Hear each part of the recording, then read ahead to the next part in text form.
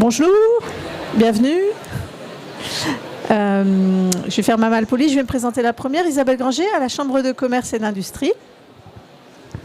Émilie Legal, de la Chambre de métier et de l'artisanat. Gaëlle Rougerie, moi je suis dirigeante de la société Henri Agencement, fabricant de mobilier à Vitré. Donc sur cet atelier de 45 minutes, on va voir ensemble du coup reprendre un commerce artisanal ou une activité artisanale ou un commerce mode d'emploi. Là, le but, c'est vraiment de balayer les différents points, les différentes étapes de la reprise d'entreprise que l'on va vous détailler, notamment tout ce qui est se préparer à l'enjeu, trouver une entreprise, diagnostiquer, évaluer et monter le plan de reprise. Donc on va détailler précisément du coup les différents points et notamment le premier qui nous semble primordial, qui est se préparer à l'enjeu. Ah oui, non, un truc. Je ne savais plus la fin.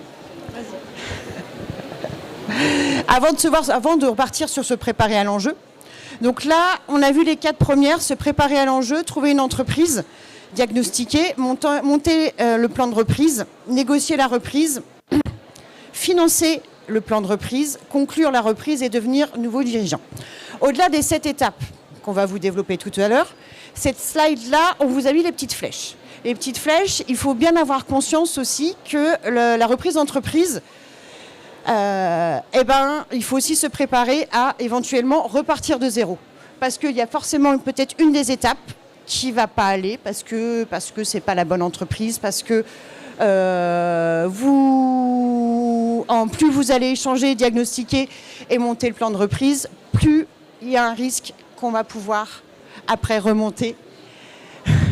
Et il faut l'anticiper et l'accepter. C'est surtout ça. Je faisais l'animation. Ce qu'on voulait vous dire par les flèches bleues, c'est qu'à chaque étape, vous risquez de repartir au début. Vous avancez, vous repartez au début. Vous avancez un peu, vous repartez au début. Vous avancez, vous repartez au début. Et ça, c'est vraiment la chose la plus compliquée en reprise d'entreprise. Je te repasse le micro.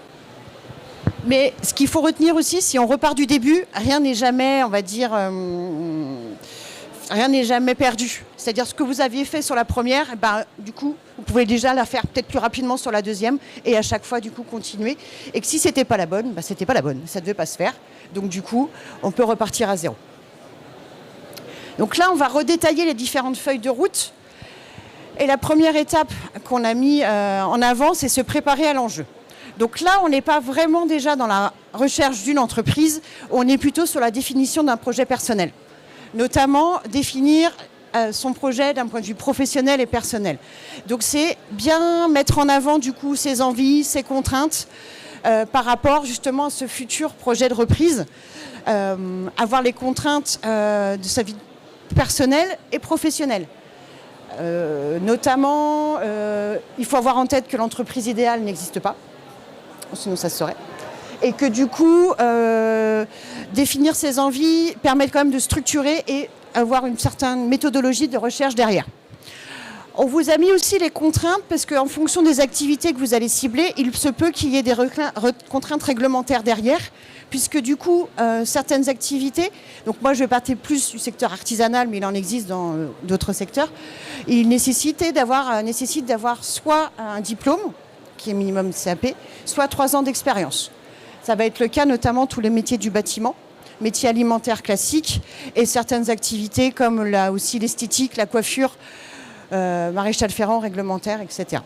Donc là, il faut regarder aussi dès en amont la contrainte réglementaire et savoir comment, du coup, vous pouvez l'appréhender par la suite. Est-ce que, du coup, je me forme en amont pour atteindre avoir justement l'expérience ou le diplôme, ou alors est-ce que je compte sur des salariés qui ont soit le diplôme, soit, du coup, l'expérience de 3 ans. Mais il faut l'évacuer aussi bien en amont, cette partie-là. Et après, du coup, s'auto-évaluer par rapport à vos compétences, savoir-faire, savoir-être, éventuellement certains points faibles qu'il faut peut-être pallier dès le début par rapport à des formations. Donc là, c'est plus après, du coup, on va dire un petit bilan de compétences. Qu'est-ce que je peux mettre en avant par rapport à mon passé, moi, dans une future entreprise Et du coup, sur les compétences, le savoir-faire, le savoir-être.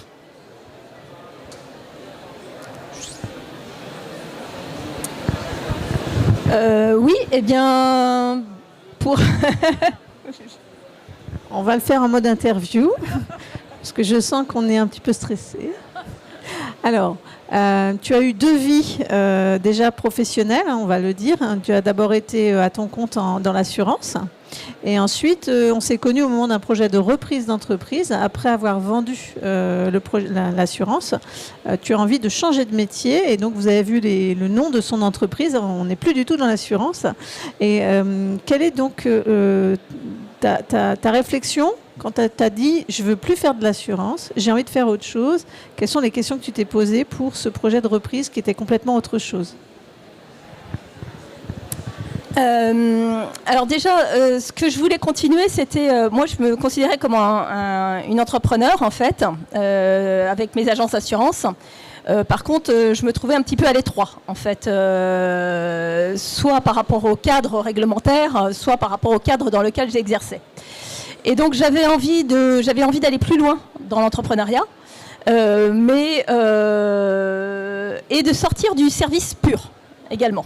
Je voulais bien, le service, pourquoi pas, mais uniquement du service, je ne me voyais pas continuer dans ce domaine-là. Donc après, voilà, ce que je voulais retrouver, c'était une entreprise, enfin un rôle d'entrepreneur, de manière exacerbée, donc peut-être être moins dans l'opérationnel. Et puis aussi une équipe un peu plus importante, on était 7. Donc pour être moins dans l'opérationnel, faut une équipe souvent un peu plus importante. Donc voilà. S'auto-évaluer. Alors moi j'ai fait un coaching. Je me suis fait accompagner pour savoir un petit peu vers où je pouvais aller, ce que j'avais envie de faire. Par rapport à mes compétences, c'est vrai que j'avais une carrière dans l'assurance, mais j'avais fait une formation juridique à côté de ça, pas du tout dans l'assurance. J'avais développé aussi des compétences au niveau managérial, etc. Donc voilà. Ce coaching m'a aidé à identifier. Et puis après, je suis allée voir Isabelle, notamment. Et puis j'ai rejoint le CCRE 35, qui m'ont aidé pour me familiariser avec le vocabulaire de la reprise d'entreprise. Et notamment faire une fiche de cadrage, parce que la fiche de cadrage, ça aide aussi à savoir ce qu'on veut faire et comment se vendre.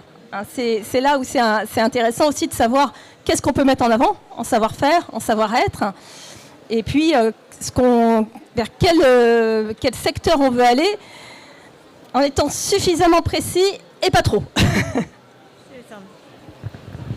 Merci beaucoup.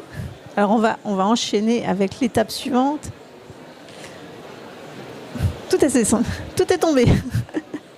Donc moi, le panda, c'est Gaël. Gaël est un panda aujourd'hui. Il fallait effectivement faire un point, comme vous pouvez voir, sur une réflexion d'équilibre global en vie personnelle, vie familiale, vie professionnelle et vie sociale. Le temps est court. Les journées ne font que 24 heures, il paraît. Et en plus, il faut dormir. Donc la question vraiment de ces équilibres et également la question de l'équilibre entre le temps et l'argent. Souvent, on a beaucoup de temps mais pas d'argent, ou l'inverse. Donc tout ça, il faut le prendre en compte en termes de contraintes. Donc le schéma est un petit peu plus visuel que cette liste de tout à l'heure. Le gros avantage d'une reprise dans le commerce ou dans l'artisanat, c'est que par contre, il y a plutôt beaucoup de vendeurs et donc on va avoir le choix et on va pouvoir mettre le rythme. Toi, tu as peut-être rencontré pas beaucoup de vendeurs sur ta recherche? Oui, moi j'ai rencontré peu de vendeurs parce que ça s'est trouvé comme ça. Mais alors l'équilibre vie personnelle, vie professionnelle, vie sociale, enfin c'est très très important. Il faut absolument que bien faire le point avec les gens qui vous entourent, s'ils adhèrent au projet, s'ils vous soutiennent, parce que c'est un marathon, quoi. Ce qu'on disait tout à l'heure, c'est-à-dire qu'on va se projeter sur une entreprise, on va avancer, puis ça ne va pas aller au bout, on va revenir, et puis même si ça va au bout, c'est long. Il y a de la négo, il y a il y a des obstacles qui se font jour au fur et à mesure qu'on avance. Donc il faut vraiment être soutenu autour, quoi.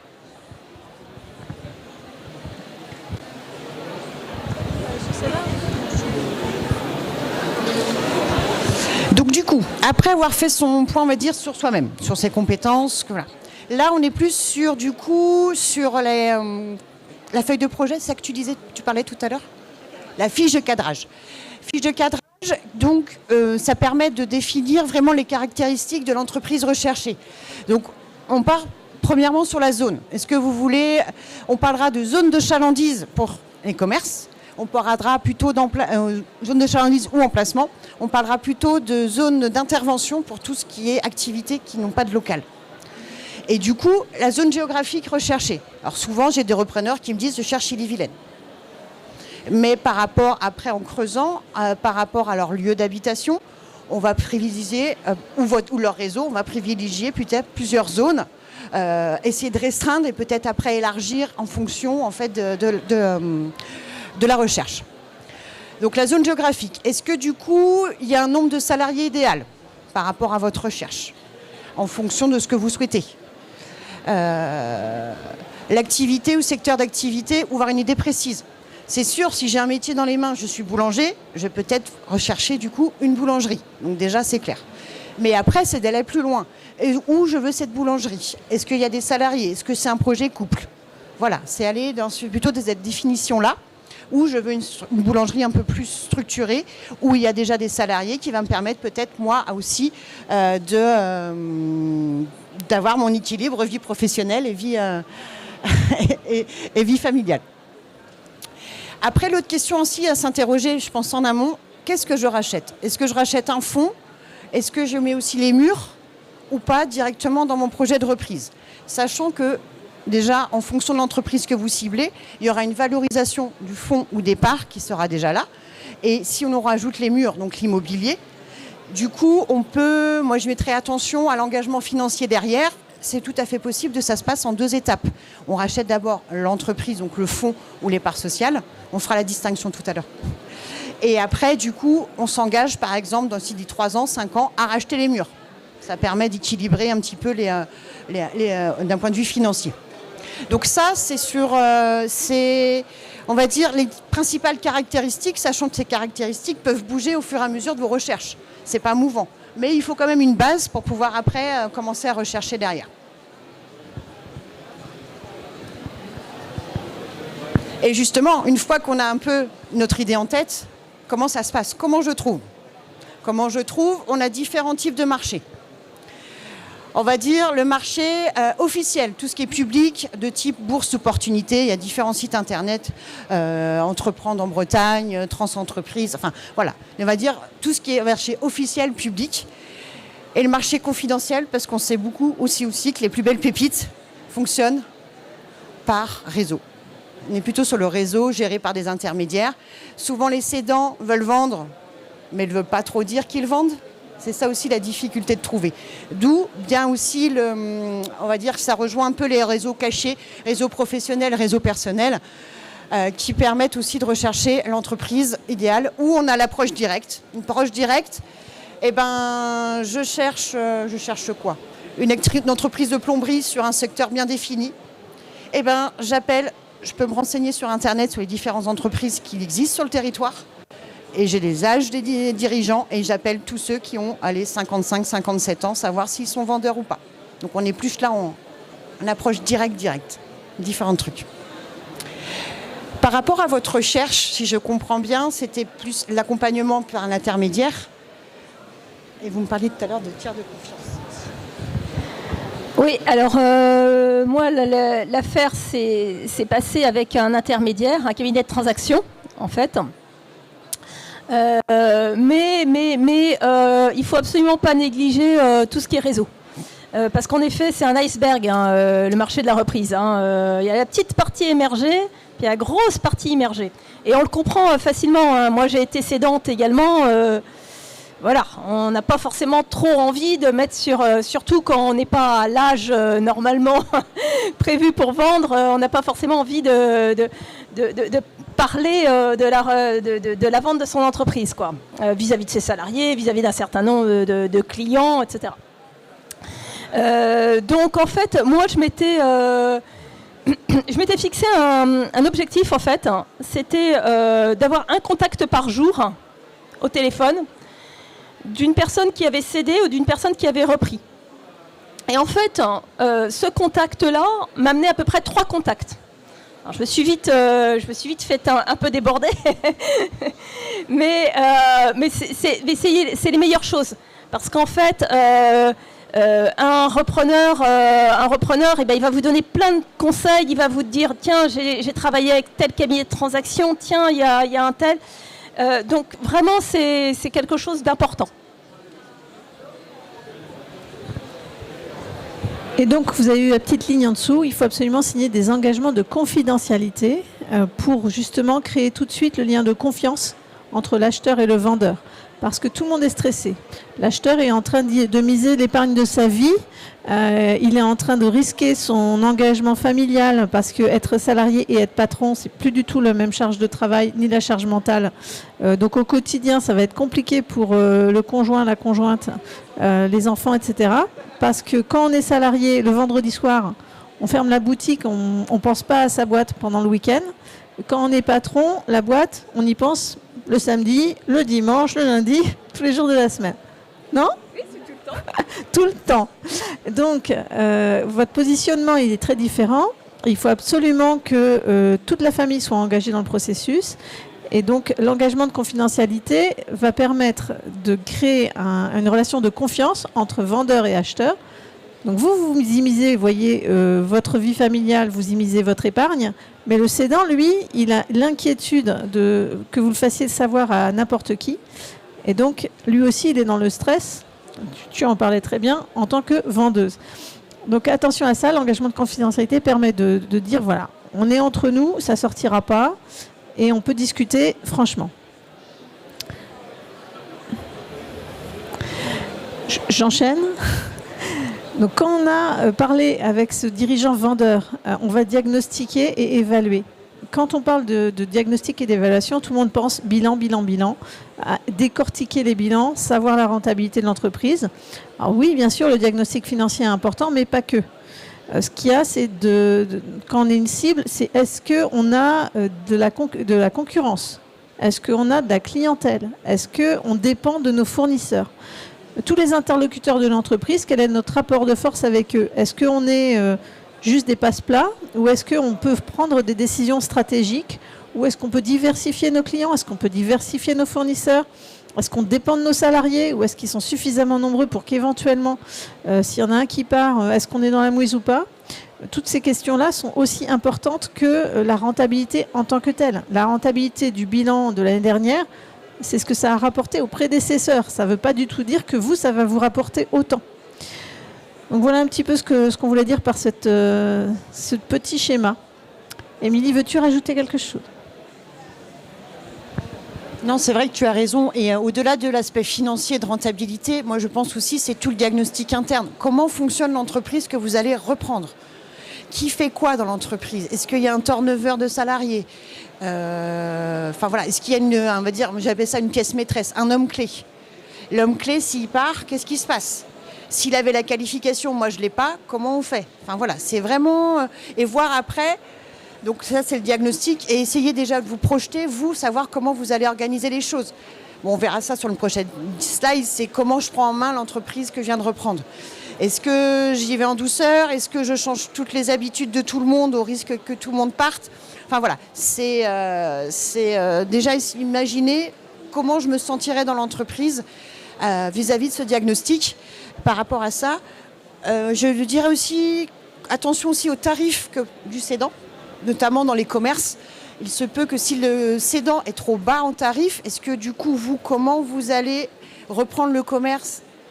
Parce que un commerce, c'est une clientèle en général fidèle, fidèle. Et si du jour au lendemain, vous augmentez vos prix de 30%, vous rachetez une clientèle qui ne risque de partir. Donc dû à toute cette manière-là d'appréhender les choses par rapport à la tarification, par rapport aux fournisseurs, au fonctionnement d'entreprise, qui est très importante. Donc c'est un bilan interne. rapport au diagnostic. Ouais, moi je vais juste insister sur les salariés parce que moi mes équipes c'est le cœur de l'entreprise. Et dans la discussion que j'ai eue avec le cédant la première fois quand je l'ai rencontré, je pense que c'est une des choses qui a fait la différence. Je m'étais beaucoup intéressée aux salariés, connaître le fonctionnement, qui étaient les hommes clés, comment ça fonctionnait, etc. Et je pense que c'est quelque chose qui a été apprécié en face, parce que quand on travaille, l'entreprise, il l'avait créée il y a 36 ans. Donc il y avait des gens avec qui il travaillait depuis une trentaine d'années. Forcément, il y a des liens qui se nouent et voilà. Et donc savoir que l'équipe, elle va être prise, qu'il y a quelqu'un qui s'intéresse à l'humain, c'est important, quoi.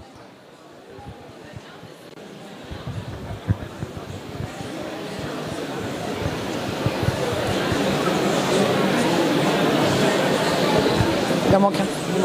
Il arrive. Alors, du coup, une fois effectué le diagnostic de l'entreprise à reprendre, vous, en tant que repreneur, il y a toute la stratégie à mettre en place derrière. C'est-à-dire, OK, bingo, c'est l'entreprise que je veux reprendre, mais comment après je la travaille? Comment j'établis ma stratégie de commercial de développement? Voilà, c'est-à-dire, j'ai une entreprise, après, quels sont les axes de développement potentiels que je peux développer et mettre en avant d'un point de vue commercial. La stratégie qui est liée aussi à l'organisation suite au départ du dirigeant, donc on rappuie du coup sur les salariés. Si le dirigeant tenait l'ensemble, ce qu'on appelle, est-ce que le chiffre d'affaires était lié affectivement au dirigeant? S'il part, est-ce qu'il n'y a pas un risque de fuite du chiffre d'affaires? Et du coup, comment j'anticipe sur ce départ de dirigeant? Qui fait quoi? Comment je le remplace? Est-ce que moi, mes compétences, j'ai toutes les compétences pour remplacer le dirigeant? Ou est-ce que j'identifie en interne quelqu'un qui peut remplacer? Enfin voilà, redispatchons des tâches.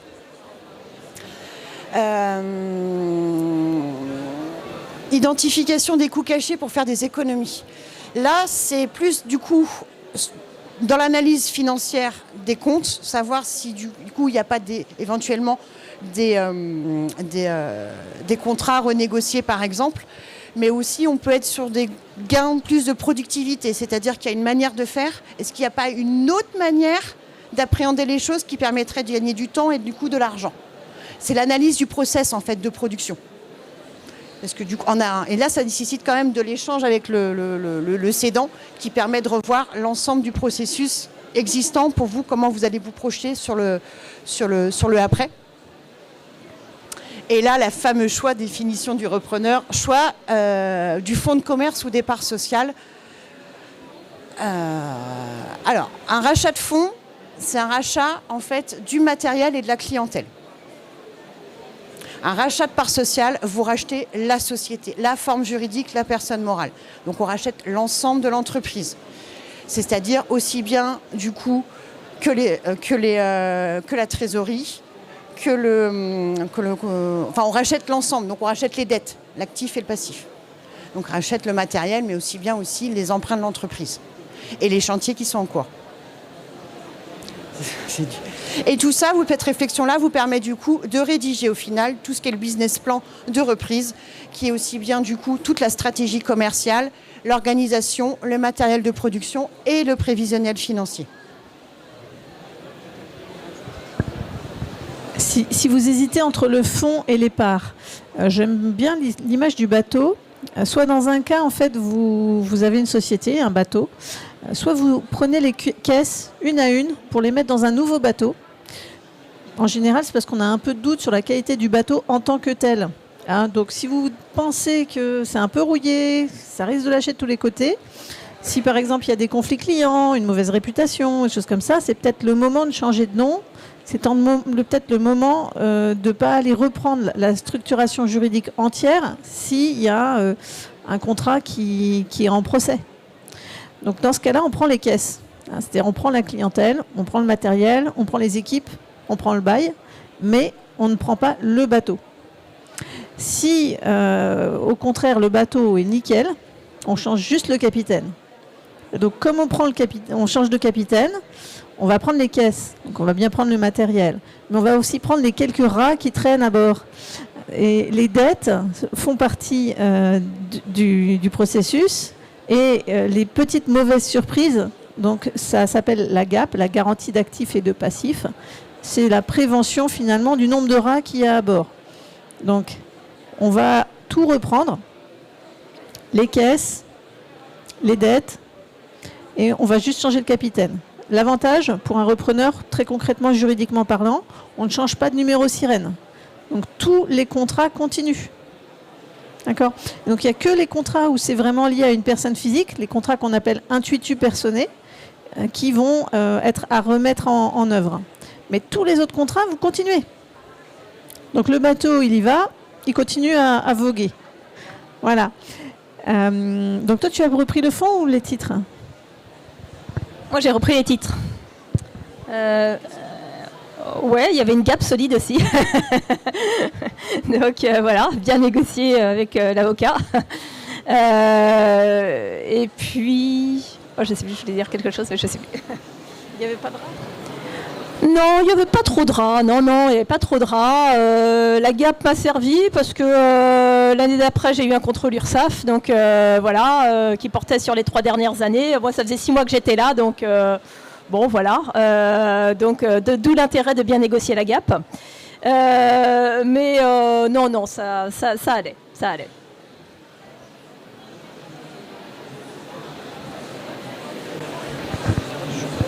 On me tourne le micro. Donc, la négociation. La négociation, c'est effectivement la valeur du fonds, la valeur des parts, comme on a dit, mais pas que. On parle très français. Il faut voir un petit peu ce que vous allez reprendre en termes de stock, parce que des fois, il y a du stock qui ne vaut plus rien et on n'est pas d'accord avec le vendeur. Donc ça, il faut vraiment voir ensemble.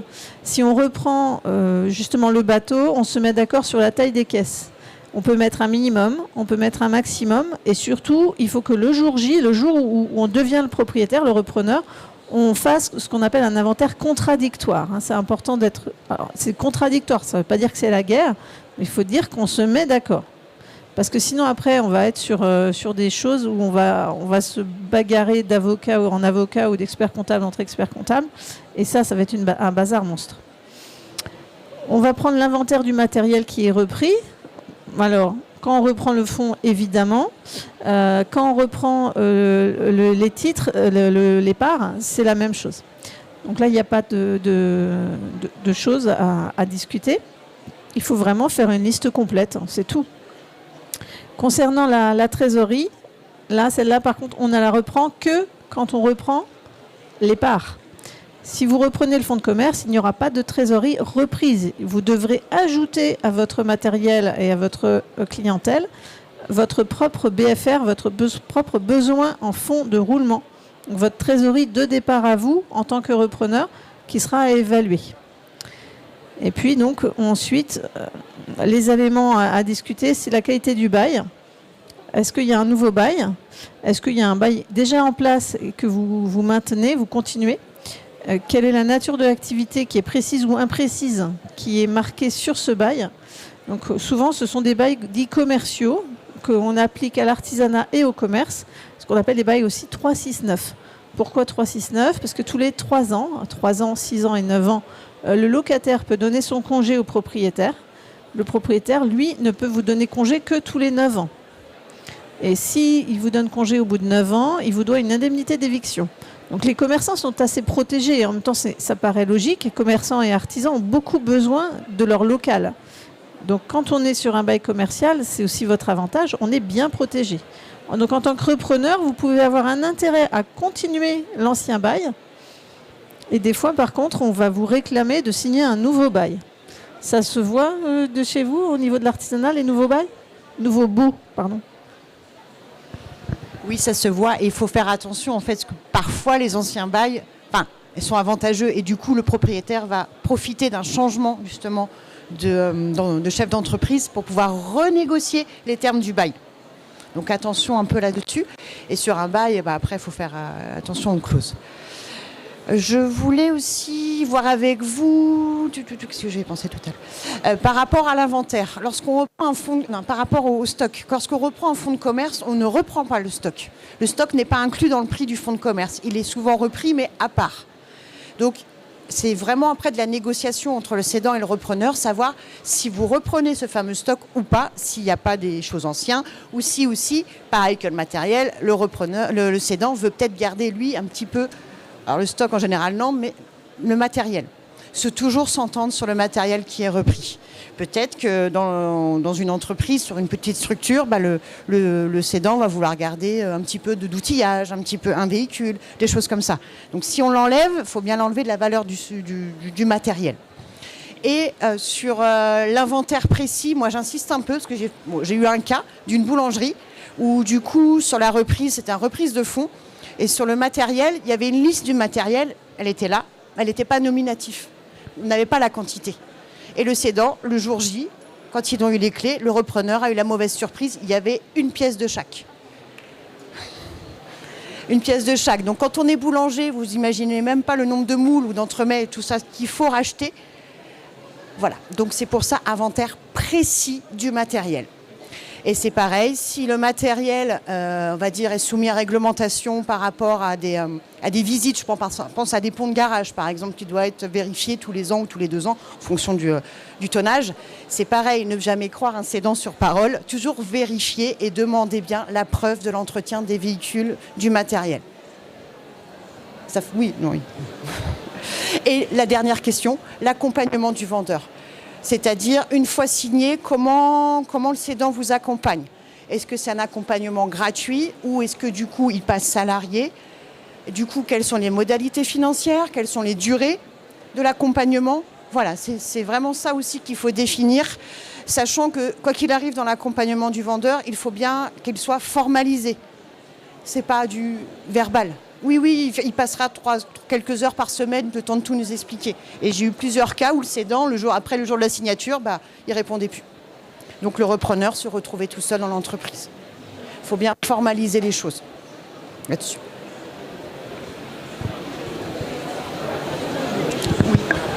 Oui, alors par rapport à l'accompagnement, moi j'ai eu c'était un peu particulier parce que j'avais un couple de co-gérants.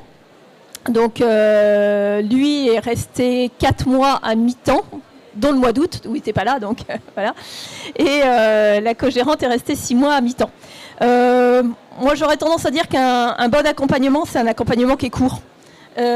Sauf si vraiment il y a des activités très spécifiques, avec sur le long terme, etc.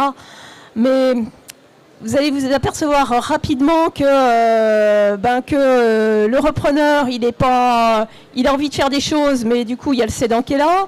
Puis le cédant, il ne sait plus où se mettre parce qu'il est plus chez lui. C'est compliqué. Donc, un accompagnement, c'est bien parce que ça permet de la transmission d'informations, mais il ne faut pas que ça dure trop longtemps. L'avantage d'avoir formalisé, c'est qu'il y a une trace et donc il y a une obligation du cédant à rester. Mais après, on peut raccourcir. C'est-à-dire que si on a signé quelque chose pour 3 mois et qu'au bout d'1 mois, il a fait le tour, on peut re-signer une nouvelle chose. Alors que l'inverse, s'il est déjà parti, vous ne le rattraperez pas.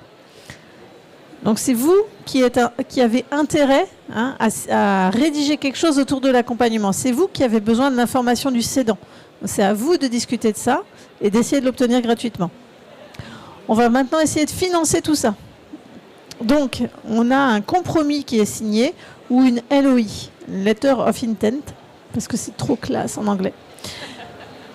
Donc, un compromis ou une LOI signée, on va aller faire le tour des financements possibles. Votre argent, d'abord, votre argent, on ne va pas se mentir, c'est quand même vous qui mettez de l'argent pour que les autres en mettent aussi. Alors la love money, pareil, c'est toujours très classe en anglais, tous ceux qui vous love vous donnent de la monnaie. Donc l'entourage familial. Donc là c'est le moment d'aller taper les frères, les sœurs, la famille, c'est Noël avant l'heure. On y va, on leur demande de l'argent. On peut leur demander de l'argent de différentes manières. Ils peuvent la donner, tout court, on peut rêver. Ils peuvent vous la prêter. Ils peuvent vous la prêter à taux zéro. Ils peuvent vous la prêter avec une rémunération, puisqu'il y a l'inflation. Ou ils peuvent miser à vos côtés, c'est-à-dire venir au capital de l'entreprise que vous avez créée. Et comme ça, l'argent reste officiellement leur propriété, va générer des dividendes, c'est des droits sur du bénéfice que vous allez créer. et un jour ou l'autre, ils le revendront. Et ben, vous signez dès le début qu'ils ne peuvent que le revendre à vous. Et de cette manière-là, vous avez mis moins d'argent de direct et vous avez des associés qui sont des associés de confiance et vous n'avez rien à rembourser parce qu'un jour ou l'autre, ils voudront récupérer leur mise et vous le leur achèterez. Et quand vous le leur achèterez, le prêt bancaire il sera réglé, donc vous aurez les moyens financiers de facilement leur racheter leur part. Donc la Love Money, c'est du don, du prêt ou de l'investissement à vos côtés. Les 3 manières de vous aider. Donc surtout, dites bien aux gens qui envisagent de vous aider que vous n'êtes pas en train de faire l'aumône. Ils peuvent venir investir à vos côtés. Ça rapportera peut-être plus qu'un PEA. On verra. Voilà. Et puis les prêts d'honneur. Donc les prêts sur l'honneur, je pense que Gaëlle peut nous en parler parce qu'elle connaît un peu le sujet. Donc si tu veux nous faire un petit peu la liste de ce que tu as sollicité ou ce que tu as accordé, vas-y, raconte. Alors moi j'avais deux choses, c'est-à-dire que j'ai racheté la société d'exploitation et j'ai racheté aussi les murs. C'était un package. Je n'avais pas le choix. J'aurais eu le choix, j'aurais bien racheté les murs un peu plus tard. Voilà, donc j'ai été chercher alors de la Love Money, je sais pas, parce que c'est quelqu'un que je connaissais mais qui n'est pas un ami proche, avec qui on a fait une convention de compte courant sur la SCI. Et puis j'ai un proche qui a pris quelque part dans la SCI aussi. Mais sur la société d'exploitation, je voulais être toute seule. Bon, ça c'était mon truc à moi. Alors moi, paradoxalement, j'ai pas eu le temps de solliciter les prêts d'honneur. Ça s'est fait tellement vite, voilà. Mais je connais bien le sujet puisqu'en fait, je suis jurée à Initiative Rennes. Pour l'attribution de prêts d'honneur, et je vous engage à les solliciter, eux ou le réseau Entreprendre, parce que les prêts d'honneur en plus sont considérés comme de l'apport personnel par les banques en fait. Donc c'est voilà, c'est très riche. Et donc les prêts d'honneur sur les reprises d'entreprise, les montants sont plus élevés qu'en création d'entreprise et donc ils sont souvent remboursés sur 5 ans. Donc vous avez quand même le temps de voir venir. Et l'avantage aussi des prêts d'honneur, c'est que vous avez des accompagnements à côté du prêt d'honneur et donc vous vous sentez beaucoup moins seul puisque vous serez accompagné notamment grâce aux prêts d'honneur. On a les prêts bancaires classiques et puis crédit vendeur. Ça se pratique un peu plus dans l'artisanat, je pense. On essaye d'éviter, sincèrement. Les crédits vendeurs, c'est quelque chose de compliqué. On le fait souvent sur une partie des stocks, plus que sur autre chose. Alors, c'est tout simplement le vendeur lui-même, donc le cédant, qui fait un prêt au repreneur. Vous imaginez le bazar. C'est qu'il se sent encore un petit peu propriétaire quelque part aussi, souvent. Donc il y a finalement un document qui signe comme quoi il vous a prêté, en fait il ne vous a pas demandé de verser la totalité du prix et souvent c'est valorisé par rapport à du stock parce que souvent dans le commerce ou l'artisanat il y a beaucoup de stock et donc c'est compliqué de financer du stock par le prêt bancaire. Le prêt bancaire il s'aligne souvent sur la durée de vie du matériel qu'il prête et le banquier il n'aime pas trop prêter quand c'est pour financer du fonds de roulement, de la trésorerie ou du stock. Et donc, du coup, le cédant vous dit, je vais vous faire crédit. Sauf que tant qu'il vous fait crédit, ils sont encore un peu propriétaires. Donc, ça peut créer des tensions. Et puis, lui, plus vite c'est remboursé, mieux c'est. Donc, à la place d'avoir des prêts sur 5 ans, vous allez vous retrouver sur des crédits vendeurs sur 1 an ou 2. Donc, ça va tirer beaucoup plus sur la trésorerie. Donc, on l'a listé parce que ça fait partie des pratiques. Mais franchement, c'est pas ce qu'on vous recommande. Émilie, est-ce que tu veux rajouter quelque chose sur les prêts bancaires ou les crédits vendeurs ? Non, crédit vendeur, moi pareil, je dis attention parce qu'on reste lié au cédant. Après, fonction de vos secteurs d'activité, par exemple sur les boulangeries, on va avoir des prêts meuniers. Sur les garages aussi, on peut avoir aussi des accords avec les fournisseurs en fait, pour qui vous financent peut-être une enseigne ou qui vous financent, qui mettent aussi un peu de billes, mais attention quand même parce que la contrepartie, c'est que vous vous engagez à acheter par exemple chez le fournisseur un certain nombre de pièces ou un certain chiffre d'affaires en contrepartie. Donc il y a différentes d'autres choses qui existent en fonction de vos secteurs d'activité. Il faut aller voir et voir après si ça vaut le coup ou pas. On va dire ça comme ça. Moi, j'ai juste rajouté une chose. Moi, j'étais passée par un courtier en crédit et ça a été très précieux, notamment pour tout ce qui est garantie. Les garanties, ça peut coûter très cher. Donc, il y a plein de choses possibles à ce niveau-là. Donc, bon, après, à vous faire accompagner, enfin, soit par un courtier, soit par votre banquier habituel, soit par des personnes que vous connaissez. Mais il faut être très vigilant là-dessus parce que ça peut surenchérir le coût.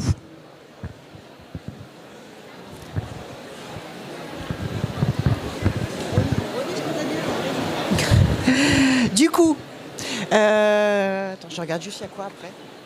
C'est pas la salle suivante. C'est la dernière ? Presque. Du coup, là, on est sur la conclusion de la reprise. Donc, ça y est, les négociations, on a enfin financement. Et là, on est du coup... Le compromis. Oui. Le compromis, c'est sur la signature de l'acte, là. Signature de l'acte définitif, où là, c'est repris à l'identique par rapport au compromis. En général, entre le compromis et la signature de l'acte, dans l'artisanat, on est sur 3-4 mois. Je ne sais pas si... pareil dans le commerce. Le temps d'après, d'aller faire les démarches bancaires, etc., ouais, on dit à peu près un 3-4 mois. Donc bien reprendre la liste précise du matériel, obligatoire. L'inventaire détaillé et contradictoire, donc en présence des deux parties. Donc c'est ça, c'est le jour de la signature, on retourne dans l'entreprise pour bien vérifier qu'on est d'accord sur ce qui a été dit, ce qui a été fait et que tout est bien là. Et les modalités de versement du prix. Savoir du coup, par rapport au délai, par rapport après toutes les conditions qui ont été négociées auparavant. Alors des fois les vendeurs ne savent pas. Ce qu'il faut savoir, c'est que si c'est le fonds de commerce qui est vendu, l'argent n'est pas donné au propriétaire. Mais non, il y a un séquestre. Un séquestre qui dure en moyenne 6 mois. Donc des fois le vendeur est quoi ? J'ai pas mon chèque. Ben non, t'attends 6 mois. Pourquoi ? Parce que quand on vend le fonds de commerce, en fait, on va se radier ensuite. On ne va plus exister au niveau juridique. Et donc, on doit faire une publication au journal officiel et au BODAC, notamment, pour donc faire connaître la fin définitive de l'activité au nom du vendeur, au nom du cédant, et la création, finalement, d'une nouvelle entité juridique, celle du repreneur. Donc là, il y a un séquestre et le vendeur ne va pas toucher l'argent tout de suite, même si vous allez payer tout de suite. D'accord, donc tout reste chez le notaire ou à la Caisse des dépôts. En général, c'est chez le notaire. Tandis que si vous reprenez les parts sociales de tout à l'heure, l'argent va aller directement sur les comptes du vendeur cette fois-ci. Il va toucher 95 à voire 100% du prix tout de suite. Et donc, ce qui vous sauve, entre guillemets, c'est la GAP. Donc la garantie d'actifs passifs, et une partie de la GAP, et parce que le cédant, on lui fait confiance, mais quand même, on va prendre une garantie de la garantie, pour être sûr qu'il ne part pas autour du monde avec l'argent dans les poches. Il va y avoir en fait soit un assureur, soit un banquier, soit un intermédiaire agréé pour cela, qui va être garant à la place du vendeur. Si vous avez besoin de l'argent parce que vous avez un contrôle URSSAF juste après, vous ne vous retournez pas vers votre vendeur, vous vous retournez vers son banquier ou son assureur qui, lui, va faire le chèque et ensuite vérifier. De cette manière-là, vous n'allez pas avoir de problème de trésorerie pour faire face à cet appel d'argent qui était imprévu. Donc la modalité de versement du prix, ça peut être immédiat ou décalé pour le vendeur. On va faire vite parce qu'on a un petit peu débordé. C'est notre dernier slide. Ouf! Mais il faut devenir le nouveau dirigeant d'entreprise, le fameux repreneur. Ça y est, c'est vous le patron. Et donc, il faut prévoir, mais on en a un petit peu déjà parlé, cette fameuse transition. Donc, le plus court possible, d'après Gaëlle. Le plus court possible, d'après mon expérience. Quand on signe pour 3 mois, souvent, c'est un seul mois. Quand on signe pour 15 jours, des fois, c'est que 3 jours. Après, on a vu des belles histoires où des cédants ont continué à venir à l'arbre de Noël des employés pendant des années et des années. L'accompagnement est une chose, la bonne entente en est une autre. Mais plus on est à 2 paires de fesses sur un seul fauteuil, plus c'est compliqué. Donc il faut impérativement que l'accompagnement soit le plus court possible, même si la bonne entente avec son vendeur reste possible à côté de cet accompagnement. C'est la période où on n'a pas la même stratégie qui pose problème, on est d'accord. Voilà. Et donc, devenir effectivement le dirigeant d'entreprise. Une petite histoire pour le... Oui, notamment parce que le jour où je suis arrivée dans l'entreprise, je n'avais jamais vu rencontrer les salariés. Donc ça faisait plus de 6 mois en fait que j'étais sur cette entreprise et je n'avais jamais rencontré les salariés. Donc il y a un moment un peu de stress mutuel d'ailleurs. Je me demande si c'était pas eux qui étaient plus stressés que moi. Donc voilà. Et donc ça c'est très important. Cette prise de parole là, cette prise de contact, hein, elle est très importante parce que ils savent pas trop comment ils vont être mangés. Et en fait c'était assez drôle. Moi je l'avais préparé en leur disant clairement, je ne vais pas vous apprendre quelque chose de technique. Hein, vous en savez plus que moi sur la menuiserie, très clairement. Par contre, moi, je viens avec une expérience d'entrepreneur, je viens avec des compétences managériales, commerciales. Et donc, on va faire autre chose et surtout, on va cheminer ensemble. Et j'ai eu une seule question à la fin. C'est est-ce que vous allez conserver le nom? Et donc, j'avais prévu de le conserver, ça tombait bien, mais c'était important. Donc des fois, il y a des petites choses comme ça. Et après, je les ai rencontrés un par un. Et ça a été vraiment très important. Alors c'est là qu'on dit que des fois, c'est long l'accompagnement. Mais alors mon cédant m'a dit au départ, tu perds ton temps, les rencontrer tous. Enfin, il y en avait qui n'avaient jamais fait un entretien individuel de leur vie. Et en fait, au fur et à mesure que je faisais les entretiens et je lui disais, tiens, un tel m'a dit ça, il a fini par me dire, tu sais, maintenant, en fait, tu les connais mieux que moi. Et donc, ça, c'est vraiment important. Merci beaucoup pour ce témoignage. Je crois qu'on a terminé. Émilie ? Voilà. Comme nous sommes pris par le temps, je vous propose 1 ou 2 questions, puis on va se mettre sur le côté s'il y a des questions individuelles. S'il y a des questions plus généralistes, n'hésitez pas. Comment aborder ? 0 question. Vous êtes un public parfait. Ou alors nous étions formidables. Je ne sais pas, l'un ou l'autre. Je vous propose qu'on s'applaudisse pour faire plein de bruit comme les autres à côté tout à l'heure.